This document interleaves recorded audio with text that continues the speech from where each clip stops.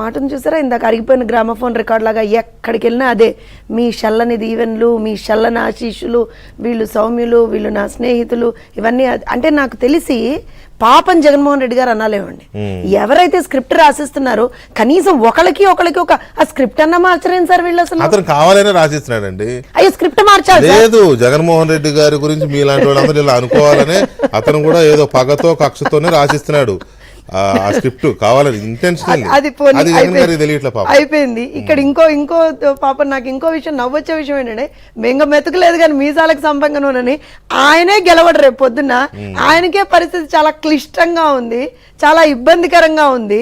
ఈయన పోయి ఆ పక్కన ఇప్పుడు నిజంగా సార్ ప్రాబ్లీ ఆ నలుగురు వాళ్ళు ఎవరినైతే ఆయన పక్కన నిలబడి ఇలా చేసేసి నేను వీళ్ళు సౌమ్యులు నా స్నేహితులు వీళ్ళని మీరు గెలిపించాలని అడుగుతున్నాడు. మొన్న 1-2 చోట్ల అలానే వెళ్ళి అడుగుదామని అనుకున్నాడు కానీ పుసుక్కున్న వాళ్ళకి రేపు పొద్దున టికెట్ ఉంటుందో లేదో అని చెప్పి అడగను కూడా అడగల పుసుక్కున్న మళ్ళీ రేపు పొద్దున చెప్పలేం కదా సార్. మనం చూసాం కదా గుంటూరులో పరిస్థితి ఎందుకు వచ్చింది తలనొప్పి అని చెప్పి కొన్ని చోట్ల అడగట్లా సార్. ఆయన పరిస్థితి ఎలా ఉంది సార్ అర్థం చేసుకోవాలి సార్. ఆయన కష్టం పగవాడికి కూడా రాకూడదు సార్, ఇవాళ పగవాడికి కూడా రాకూడదు అయినా వస్తుంది. అయితే ఇక్కడ ఇంకో విషయం సార్, అయితే పాపం వల్లభనేని వంశీ గారి గురించి ఒక మాట చెప్పాలి కదా సార్. ఒకటైతే రాజేష్ గారు కోట్ చేశారు, ఇదే వల్లభనేని వంశీ గారి భాష అసలు అత్యంత సౌమ్యమైన భాష సార్. అది అసలు లోకంలో ఎవరు దాన్ని మ్యాచ్ చేయలేరు సార్. ఎందుకు మ్యాచ్ చేయలేరు అంటున్నానంటే పచ్చి బూతులు మాట్లాడుతూ ఇష్టారీతిన కొడాలి నాని ఒక స్టేజ్ అయితే ఈయన ఇంకా అంటే దానికి కొంచెం modified version of Kodali Nani అనమాట వల్లభనేని వంశీ. ఆయన మాత్రం సౌమ్యుడు మంచివాడు నాకు స్నేహితుడు. పోనీ అంటే నీ స్నేహితులందరూ ఇలాంటి వాళ్ళే జగన్మోహన్ రెడ్డి అని నువ్వే చెప్తున్నావు.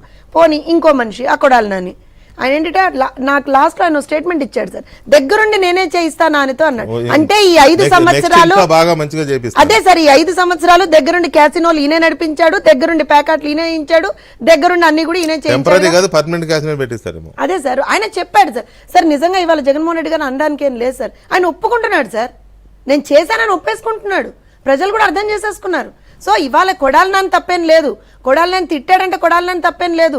కేవలం అక్కడ ఎవరు తప్పుంది, జగన్మోహన్ రెడ్డి దగ్గరుండి ఇందాకే చెప్పాడు మనమే విన్నాం, దగ్గరుండి నేను చేయిస్తా అన్నట్టుగానే దగ్గరుండి కొడాలి నాని చేత తిట్టిపించాడు జగన్మోహన్ రెడ్డి గారు, దగ్గరుండి కొడాలి నాని చేత క్యాసినోలు ఆడిపించాడు జగన్మోహన్ రెడ్డి గారు. అలానే ఇంకా జోగి రమేష్ అయితే అసలు ఆయనకైతే ఒక గిఫ్టే ఇచ్చాడు సార్. చంద్రబాబు నాయుడు గారు ఇంటి మీదకి వెళ్ళి దాడి చేశాడు, రాడ్లు తీసుకొని కార్లకు ఒక సమూహమైనటువంటి కార్లు తీసుకొని ఆ కార్లలో పెద్ద పెద్ద రాళ్ళు కర్రలు అన్నీ పెట్టుకొని సార్ ఎందుకు వెళ్ళాడో చెప్పంటారా సార్. ఇలా వెళ్ళి ఎందుకు వెళ్ళావా జోగి రమేష్ అడిగితే ఒక రిప్రజెంటేషన్ ఇవ్వడానికి వెళ్ళానని చెప్పండి సార్. అధికారంలో ఉన్నటువంటి పార్టీ యొక్క ఎమ్మెల్యే సాక్షాత్తు ప్రతిపక్ష నాయకుడి ఇంటికి ఒక వినతి పత్రం ఇవ్వడానికి వెళ్ళాడు సార్. గొప్పవాళ్ళు సార్ ఆ పార్టీలో ఉన్నది. మనం ప్రాబబ్లీ మేము అర్థం చేసుకోలేకపోయాం, తప్పు మాది సార్, మేము అర్థం చేసుకోలేం. అదే సార్ మేము అర్థం చేసుకోలేకపోయాం సార్. అందుకనే పాపం ఆయనకి జోగి రమేష్ కి పిలిచి షబ్బాష్ జోగి రమేష్ నువ్వు ఇలాంటి ఒక బ్రహ్మాండమైనటువంటి కార్యక్రమం చేసావు, చలో నీకు మంత్రి పదవి ఇస్తున్నా అన్నాడు. బ్రహ్మాండం అసలు నిన్ను కొట్టేవాడు ఎవడో లేడయ్యా, సూపర్, అసలు ఎవరు చేయలేని పని నువ్వు చేస్తావు, చలో నీకు మంత్రి పదవి ఇస్తున్నా అన్నాడు. అండ్ ఎవరండి ఈయన, ఎవరండి ఒంటరివాడు, నిరుపేద, అత్యంత నిరుపేద. ఎంత సార్ ఎంత నిరుపేదో తెలుసు కదా సార్, 500 కోట్లు పెట్టి ఒక ప్యాలెస్ కట్టుకోగలిగేవాడు.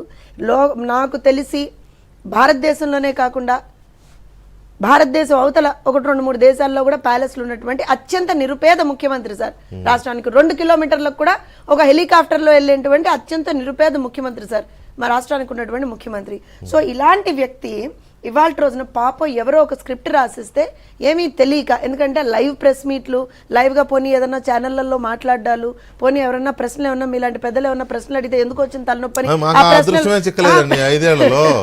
ఐదేళ్లలో మాకు కనీసం ఒక ప్రశ్న అడిగి అదృష్టం దక్కలేదు మాకు సార్. నేను ఒక విషయం చెప్తాను, నేను ఈ కెరీర్ మొత్తంలో నా 32 సంవత్సరాల కెరీర్ లో ఒక ప్రశ్న కూడా వేయని ముఖ్యమంత్రి ఎవరున్నారంటే ఈయనే సార్. అంటే మీకు మీరు పెద్దవారు, ఇప్పుడు మనకి ఇదివరకు రాజ్యాలు ఉండేవి సార్, రాజులని కొంతమందే కలవగలిగేవాళ్ళు, అందరికీ ఆ ఆప్షన్ ఉండదు. సౌమ్యులు మంచివాళ్ళు ఇలాంటి వాళ్ళే ఆయన బ్యాచ్ అన్నమాట.